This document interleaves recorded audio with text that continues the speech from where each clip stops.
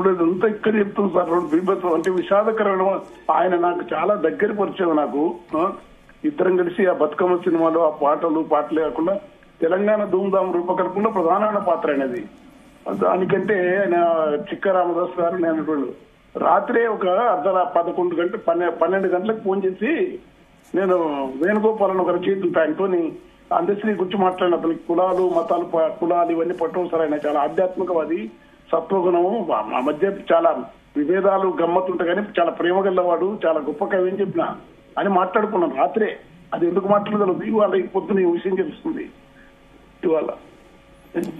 అంటే ఉద్యమ సమయంలో మీ అనుబంధం ఎలా ఉండేది సార్? చాలా బోలా మనిషి సార్. ఆయన చాలా స్వచ్ఛమైన మనిషి, బోలా మనిషి. అతనికి తెలంగాణ ఉద్యమంలో అంతా కలిసి ప్రతి ఊరు కలిసి తిరిగినాము. ఆ పాటలు ఆయన అనే పాటలు నేను చాలా పాటలు సిద్ధారెడ్డి పాట కానీ ఆయన పాట కానీ రెగ్యులర్ పాడుతుంది. నా పాటలతో పాటు నేను పాడుతుంటే ఆయన మా మధ్య సాహితీ స్పర్ధ ఉన్నట్టున చాలా ప్రేమ గల్లవాడు. నా ఇంటికి వచ్చేది నా వ్యక్తిగత విషయాలుగా ఆయన కేసు కానీ నాకు ఆయనకు గద్దరన్నకు నారాయణమూర్తి గారికి బాగా మధ్య రెగ్యులర్ మేము నెలలో 2 సార్లు ఒకసారి కలిసేది అట్లా. అది ఆ తర్వాత వాళ్ళ తమ్ముడు రాజు అని ఉంటాడు చిన్న, ఆ రాజు ద్వారా వాళ్ళ ఊరికి రెగ్యులర్ అవుతుంది వాళ్ళ ఊరికి.